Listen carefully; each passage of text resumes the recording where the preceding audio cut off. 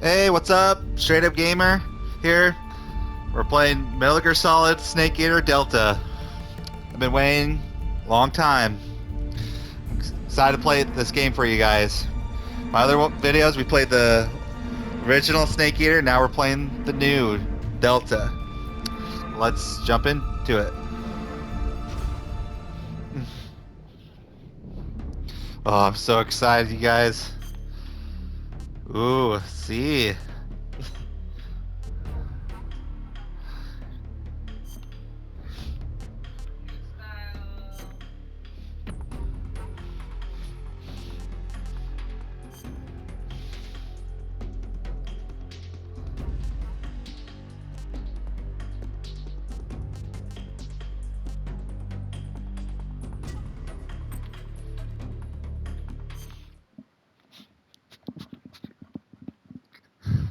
After the end of World War II, the world was split into two, East and West.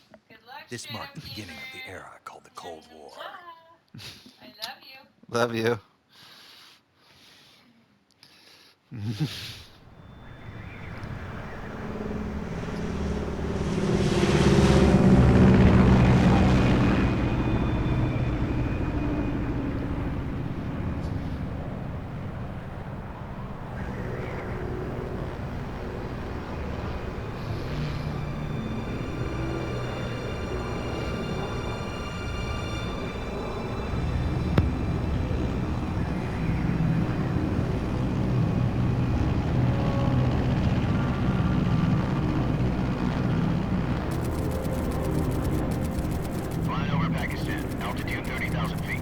Approaching Soviet airspace.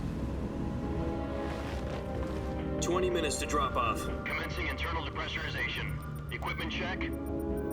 Arm main parachute. All right. You ready to go?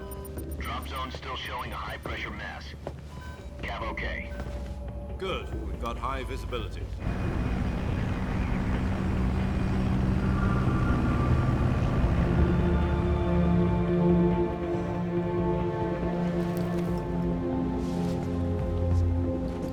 Put out that cigar. Connecting oxygen hose to interior connector. Put on your mask.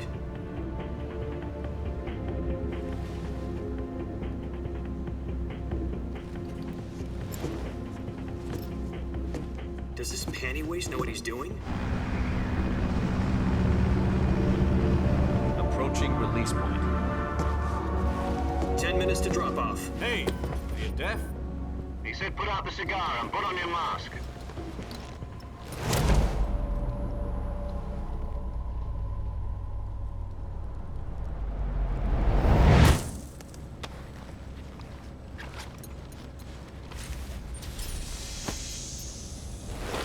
Depressurization complete. Checking oxygen supply. 6 minutes to drop off. Opening rear hatch.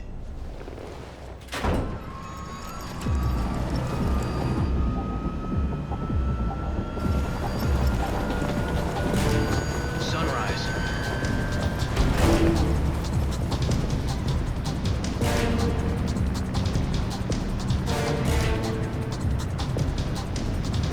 External temperature minus 46 degrees Celsius.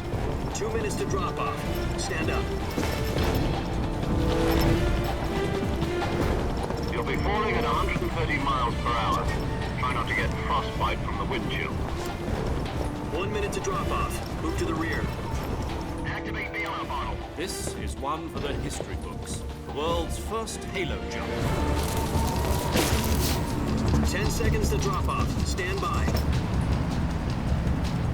Status okay. All green. Prepare for drop off. Countdown. 5, 4, 3, 2, 1. Spread your wings And fly. God be with you.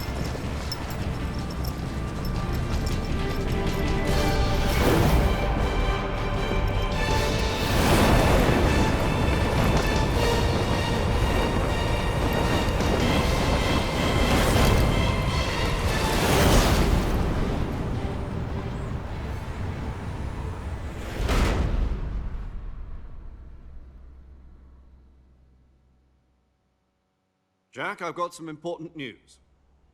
The head of the CIA has finally given us the green light for the virtuous mission. Virtual mission? No, the virtuous mission.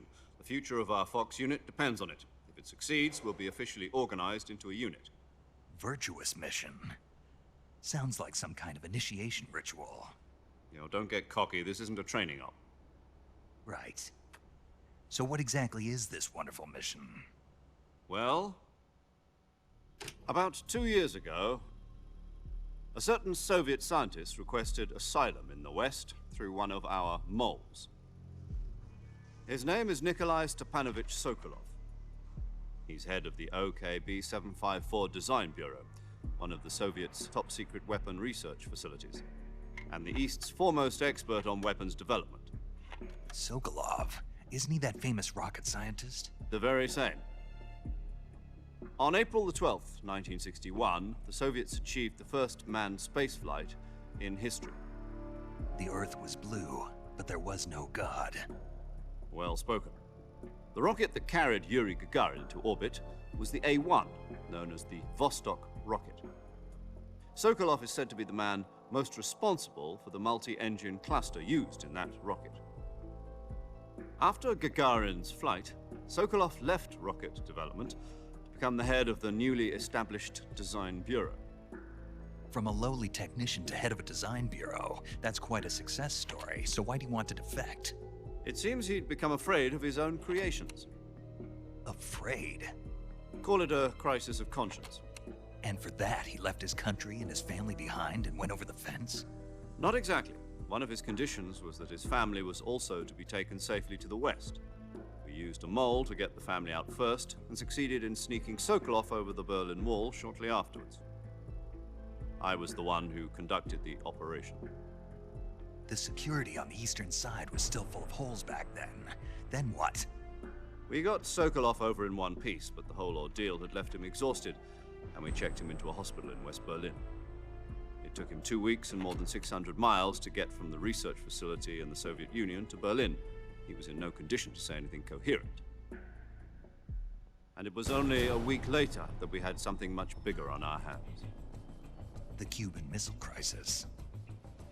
October the 16th, 1962, President Kennedy received word that the Soviets were in the process of deploying intermediate-range ballistic missiles in Cuba.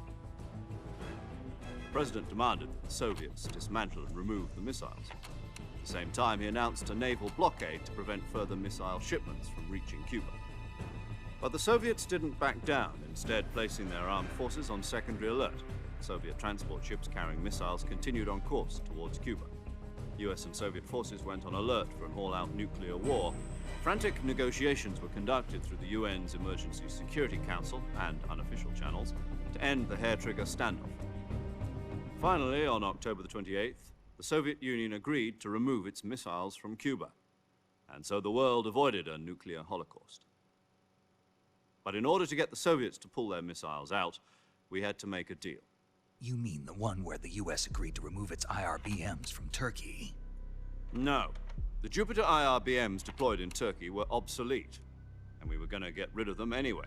They had no strategic value whatsoever to either the US or the Russians.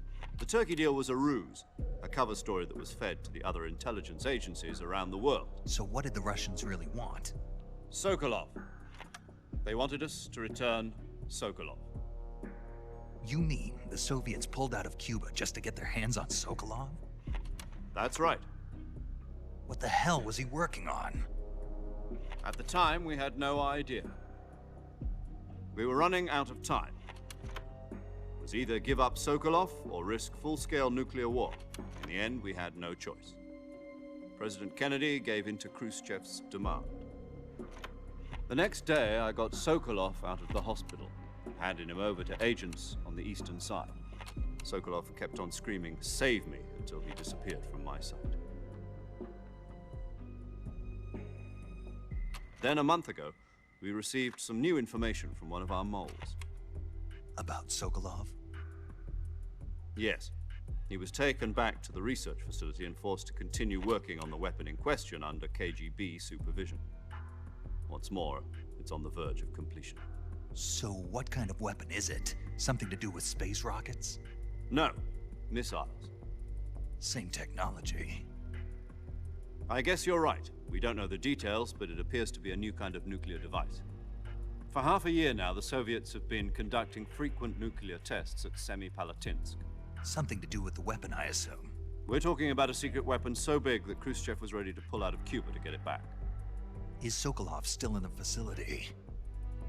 No, according to our intelligence, he's in Selino-Yarsk, a place in the mountains about 3 miles to the west that's known as the Virgin Cliffs. The Virgin Cliffs. Nice name for a virtuous mission.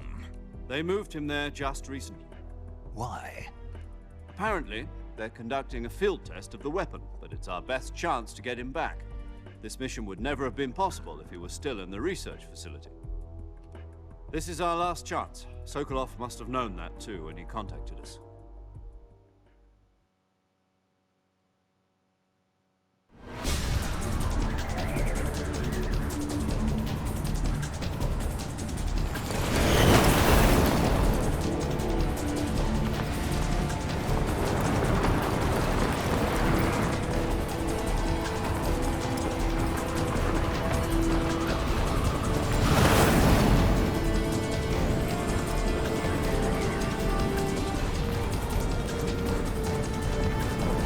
Listen up, Jack.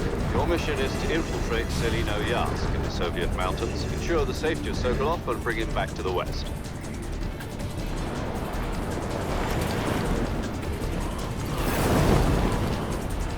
If we don't get Sokolov back before that weapon is complete, we'll be facing a major crisis. The clock is ticking.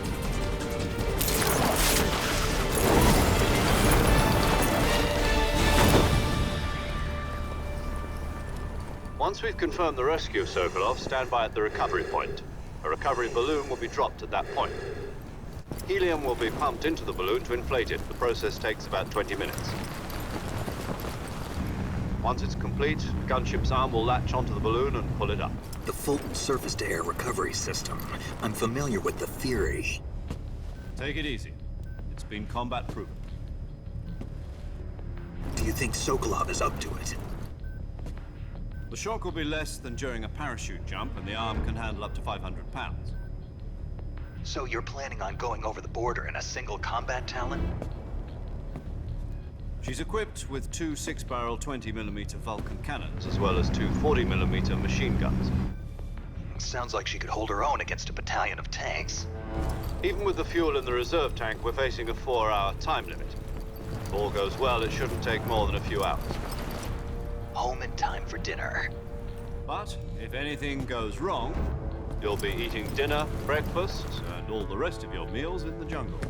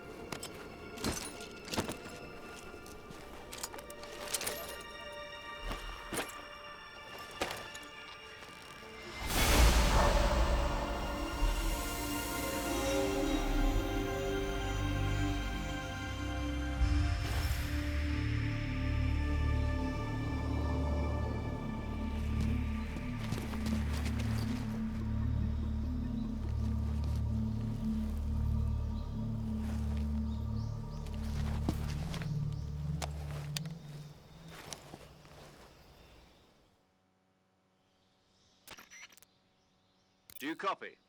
You're already in enemy territory, and somebody might be listening in. From here on out, we'll be using code names to refer to each other. Your code name for this mission will be Naked Snake. I'll be referring to you as Snake from now on. You're not to mention your real name. Snake? What, you don't like snakes? What do you mean? Well, you've eaten one before, haven't you? In survival training? I'm glad to hear that. I don't know if I'd ever order one in a restaurant, but... Be careful, you might not have a choice. What about you, Major? What should I call you? Let's see. I'll be Tom. Call me Major Tom. This will be a sneaking mission. You must not be seen by the enemy. You must leave no trace of your presence. Is that clear? This kind of infiltration is the Fox unit's speciality. In other words, weapons and equipment are procured on site. That goes for food as well. You're completely naked, just as your name implies. Great. Now I see why you asked me if I like snakes. I suppose calling me Snake was your idea of a joke, too. No, there's a good reason for that. I'll tell you later when the time is right. Gotcha.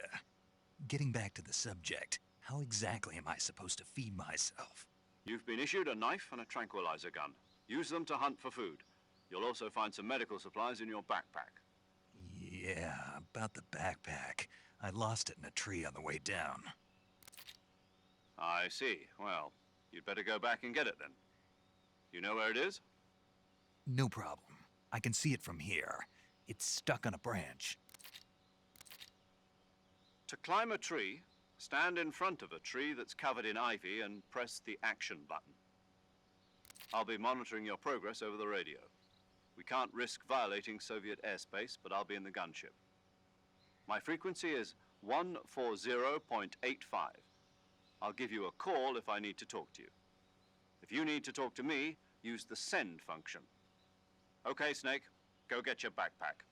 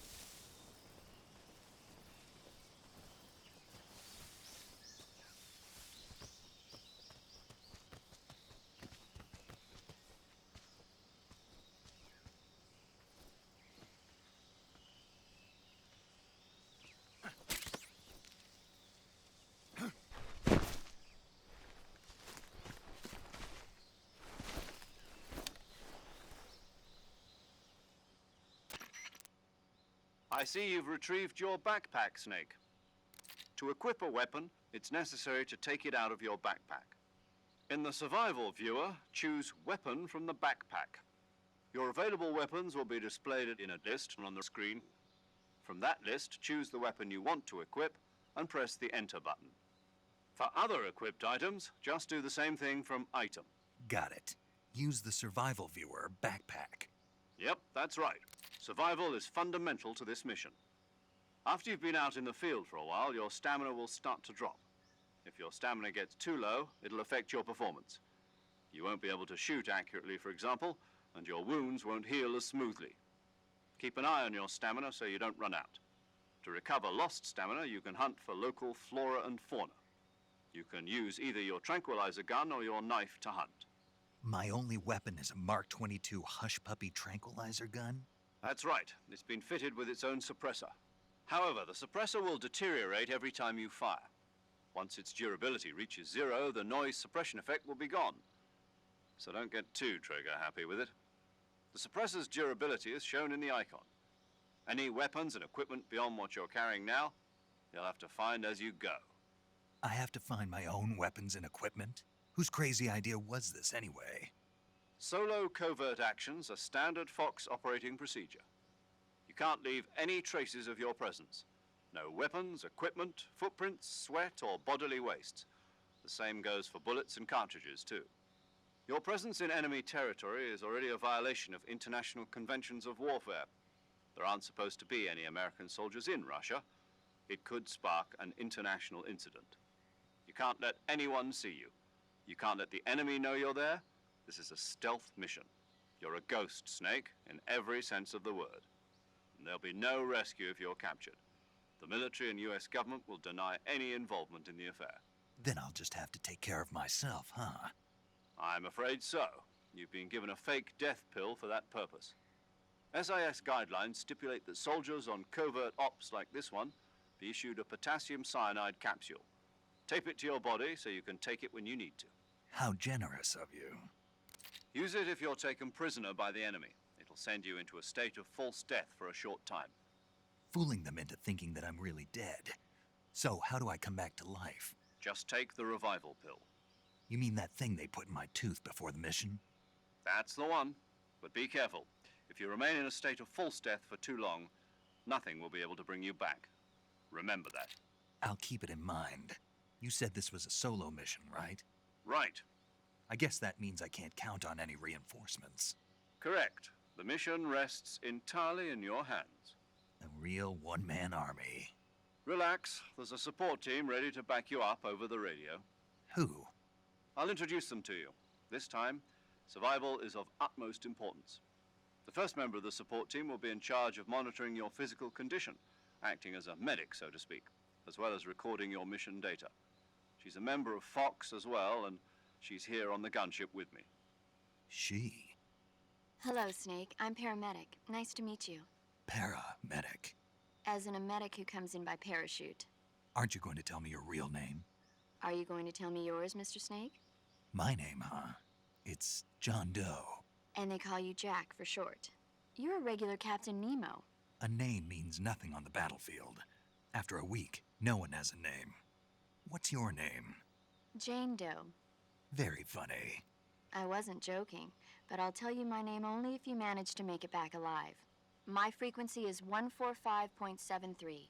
She's also in charge of recording your mission data. Whenever you want to save, send a message over the reserved save frequency, 140.96. So saving lets me record my mission data. That's right. It also records the state of your health. Good to know. There's one more person I want to introduce you to, Snake. Huh? Speaking of snakes, you remember the boss, don't you? A legendary soldier and your mentor. Actually, it was the boss that got the DCI's authorization in the first place. She's going to be serving as Fox's mission advisor. The boss is? She also helped me plan this mission. She and I were at SAS together. Jack, is that you? How many years has it been? Boss? That's right. It's me. Talk to me. Let me hear your voice. It's been 5 years, 72 days, and 18 hours. You've lost weight. You can tell just by the sound of my voice. Of course I can. I know all about you. Really? Well, I don't know anything about you. What's that supposed to mean? Why'd you disappear on me all of a sudden? I was on a top-secret mission. You didn't need me anymore. But there were still so many things I wanted you to teach me. No, I taught you everything you needed to know about fighting techniques. I taught you all I could. The rest you needed to learn on your own. Techniques, sure. But what about how to think like a soldier? How to think like a soldier? I can't teach you that. A soldier needs to be strong in spirit, body, and technique. And the only thing you can learn from someone else is technique. In fact, technique doesn't even matter. What's most important is spirit. Spirit and body are like two sides of a single coin. They're the same thing. I can't teach you how to think. You'll just have to figure it out for yourself. Listen to me, Jack. Just because soldiers are on the same side right now doesn't mean they always will be. Having personal feelings about your comrades is one of the worst sins you can commit. Politics determine who you face on the battlefield. And politics are a living thing. They change along with the times. Yesterday's good might be tomorrow's evil. Is that why you abandoned me? No, it had nothing to do with you. I already told you, Jack. I was on a top-secret mission. A soldier has to follow whatever orders he's given. It's not his place to question why, but you're looking for a reason to fight. You're a natural-born fighter, but you're not quite a soldier. A soldier is a political tool, nothing more. That's doubly true if he's a career soldier. Right and wrong have no place in his mission. He has no enemies and no friends. Only the mission. You follow the orders you're given. That's what being a soldier is. I do whatever I have to get the job done. I don't think about politics. That's not the same thing. Sooner or later, your conscience is going to bother you. In the end, you have to choose whether you're going to live as a soldier or just another man with a gun. There's a saying in the Orient, loyalty to the end. Do you know what it means? Being patriotic.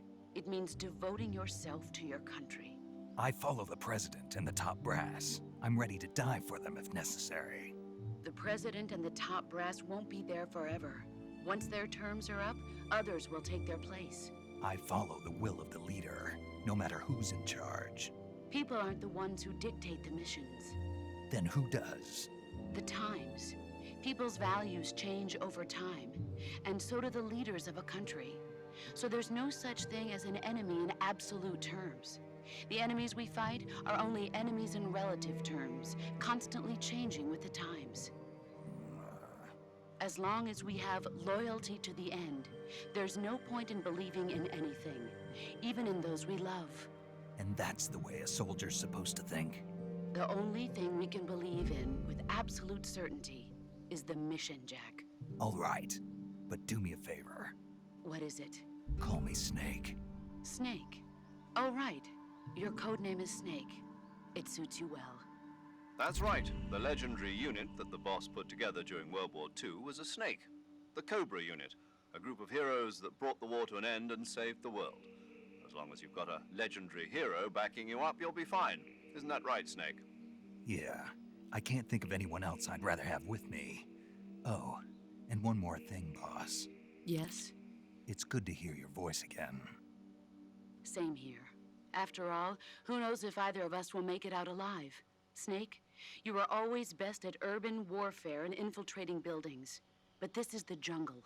Survival is going to be key. Those CQC techniques I taught you are sure to come in handy. CQC? Close quarters combat, huh? I've been in the Green Berets for the past few years. I'm probably pretty rusty. Not to worry. I'll be here to help you remember. After all, this is your first actual survival mission. I'll be supporting you over the radio. Where are you, boss? Next to the Major? The boss is communicating with us by radio from aboard a Permit-class submarine in the Arctic Ocean. My frequency is 141.80. Call me if you need my advice on battle techniques. Gotcha.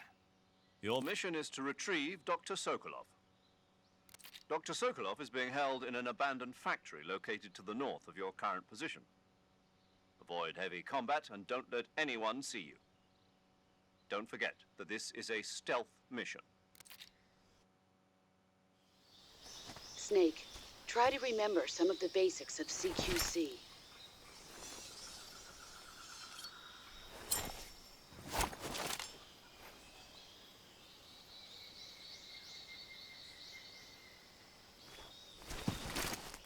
Commencing virtuous mission now.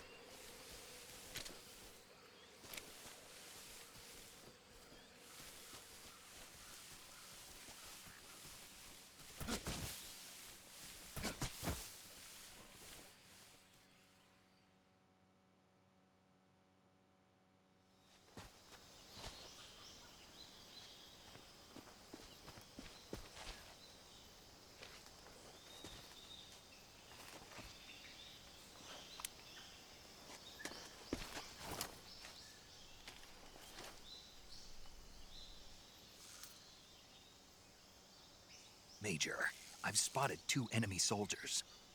They're probably KGB troops sent to guard Sokolov. AK-47s and grenades.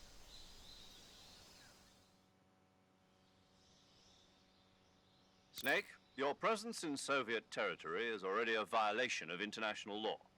We can't let the Kremlin find out that the CIA and the American government are involved.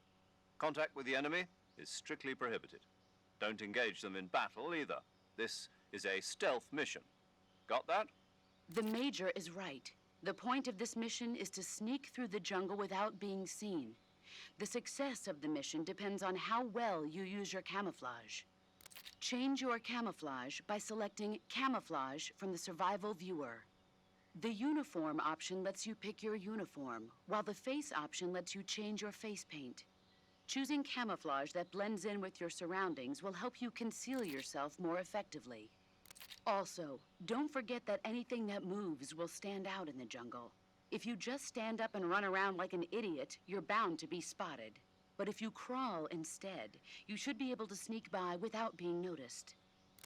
You can see how effective your camouflage is by looking at the Camo Index. The Camo Index shows how well your current camouflage blends in with the surrounding area. The higher the value, the harder you are to spot, and vice versa. The key is to make yourself one with nature. Keep that in mind as you go along, okay?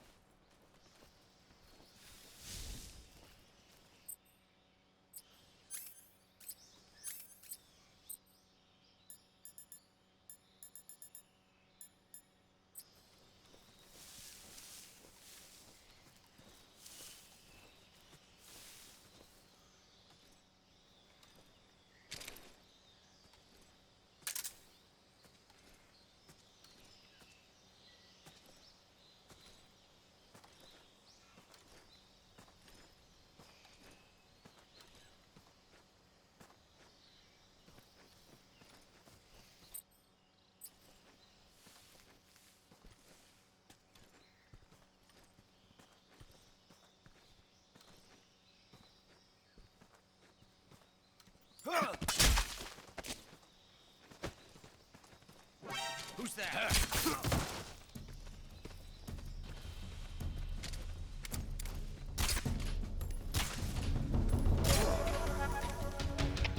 HQ, respond.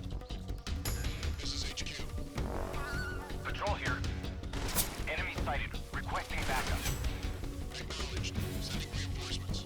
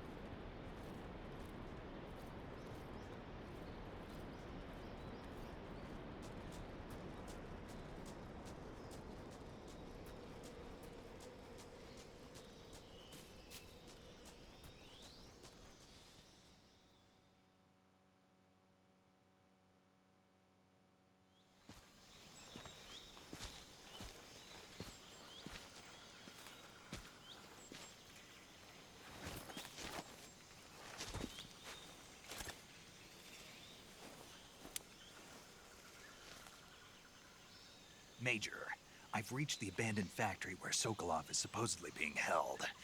This place is a dump.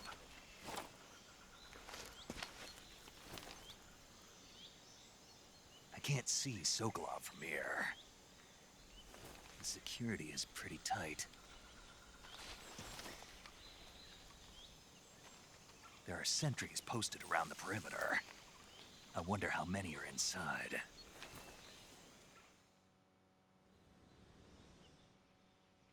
Your objective, Sokolov, is inside the factory. They should be holding him in a room in the northeast section. Northeast section. Got it. Be careful. Your mission is to bring Sokolov back alive. He must not be exposed to any kind of danger. Do not approach Sokolov while in the alert phase. Right. Oh, and one more thing, Snake. You mean there's more? No, it's just that when you get to Sokolov, I want you to tell him something from me. And that is? Sorry for being so late. Is that all? Yes. Understood. Beginning my approach to the target.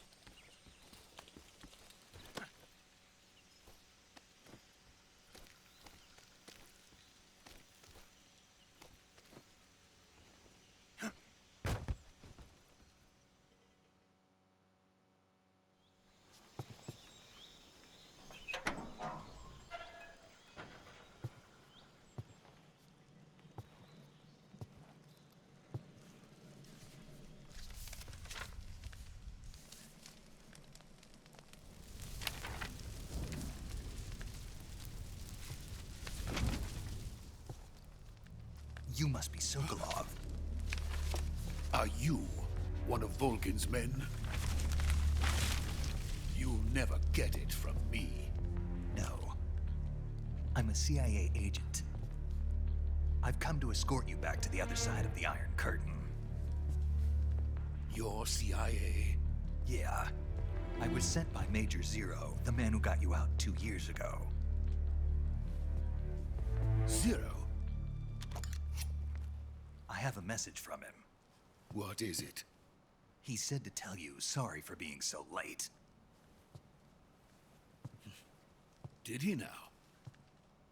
What does it mean? It means he's a man of his word. But we've got no time for this. You have to get me out of here before they arrive. Who's they? Colonel Volgin of GRU. You in the West know him as Thunderbolt. Thunderbolt? Never heard of him. He's a member of the Army's extremist faction, a man who seeks to seize control of the motherland. Ever since the Cuban Missile Crisis 2 years ago, Khrushchev has been pursuing a policy of peaceful coexistence with the West. Despite resistance and criticism from hawks in the army and the provincial authorities, Khrushchev has managed to suppress the opposition so far. But the failure of his agricultural policies has put him in a precarious position. And on top of that, the tragedy last November. President Kennedy's assassination. Precisely. In a sense, Khrushchev has lost his biggest partner, and his power base is rapidly crumbling away. A certain group is plotting to use this opportunity to seize power by rallying the anti-government forces, overthrowing Khrushchev, and installing Brezhnev and Kosygin in his place. The mastermind behind this plot is Colonel Volgin of the GRU. He has control over another secret weapons research facility much like this one, OKB-812, known as the Granin Design Bureau, and is using it to further his plans. But that is not enough to satisfy him. Now he's plotting to seize the secret weapon I have been developing here and use it as leverage in his bid for power.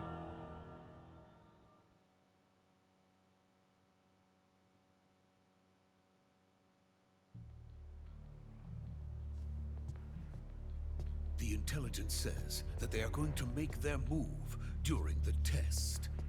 Then, the soldiers outside. Exactly. They wouldn't need that many men just to keep me inside. Their orders were to prevent Colonel Volgin from capturing me. Even if it meant killing me in the process, or so it would seem.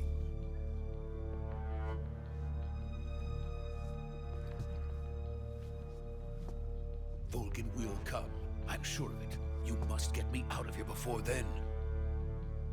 Leave it to me. By the way, your Russian is superb. Where did you learn to speak it? From my mentor. Is that so? America's truly a frightening country. Having second thoughts? No. I have no love for this place. Let's go.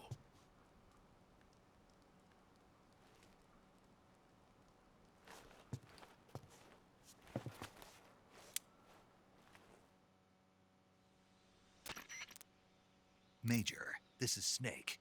Sokolov is safe with me. He's doing fine. No injuries. Good work, Snake. Now hurry up and get Sokolov to the recovery point. We'll rendezvous with you there. Roger. What about the sentries? I managed to get past them. I see. What about the boss? We lost contact with the boss some time ago. What happened? It's probably just a weak signal. Just hurry and get Sokolov out of there.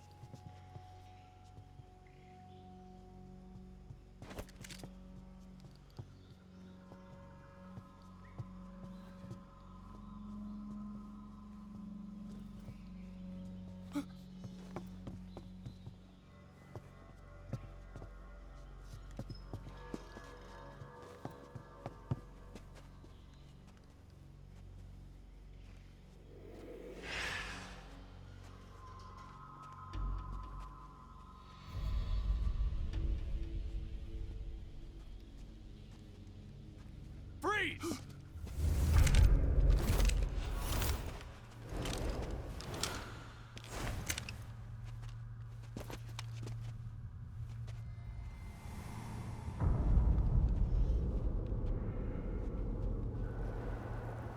So this is the legendary boss. Huh?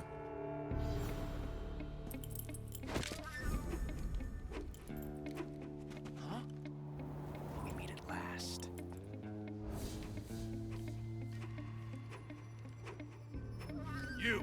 You're from the Ocelot unit of Spetsnaz. Huh. What's a GRU soldier doing here? Soldier?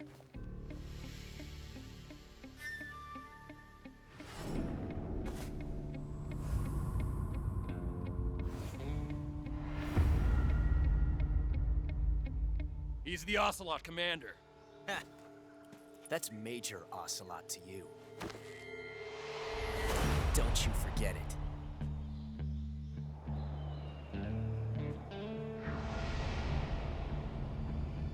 Sokolov is ours. Now get out of here. And Ocelot never lets his prey escape. What?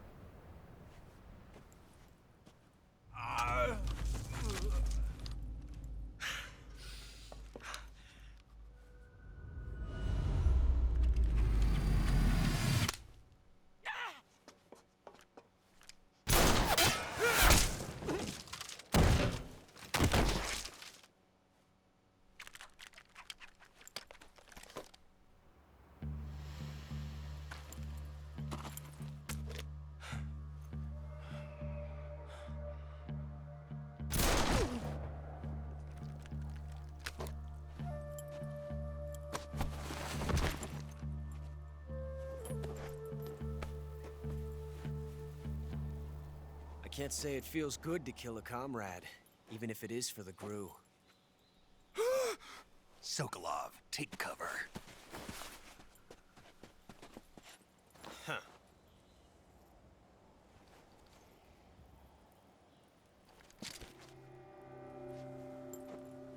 Huh.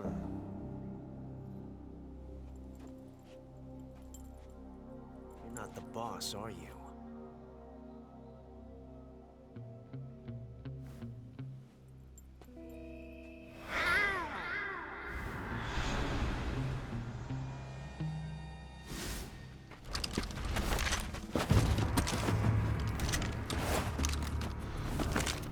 GRU operatives! What is that stance? Huh. That gun.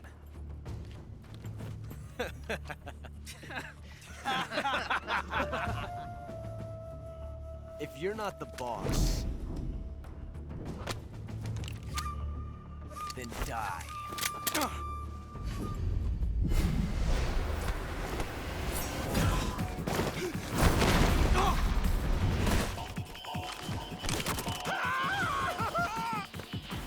Major! Leave it! Shoot the other one!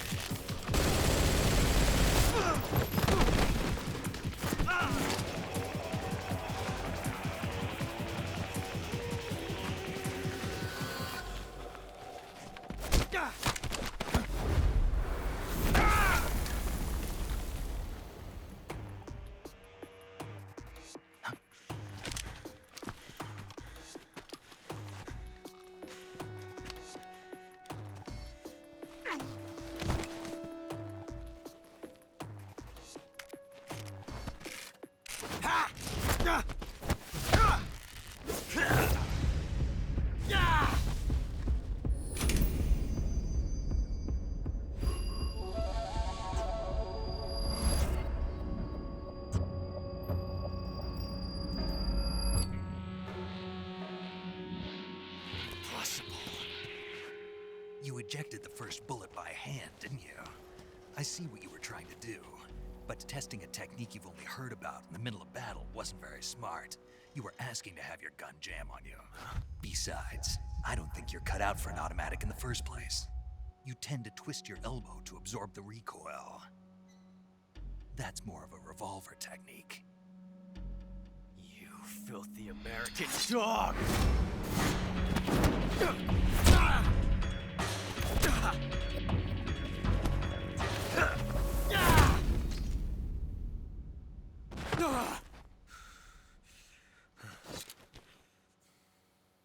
But that was some fancy shooting. You're pretty good. Pretty good.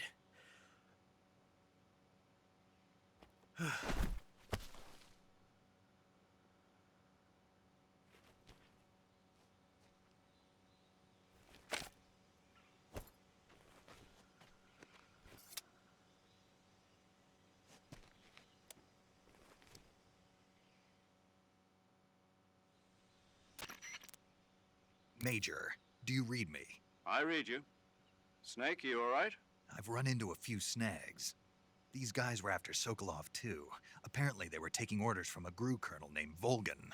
A GRU colonel? Part of an internal Soviet power struggle, according to Sokolov. Something between the KGB and GRU. Between Khrushchev's supporters and Volgan's. Sokolov was being guarded by the KGB and hunted by GRU? Snake, it sounds like this could be even hotter than Cuba. I don't like it. Something about the whole thing stinks. I agree. You'd better hurry. Sokolov ran off by himself, but I'll catch up to him. We're counting on you.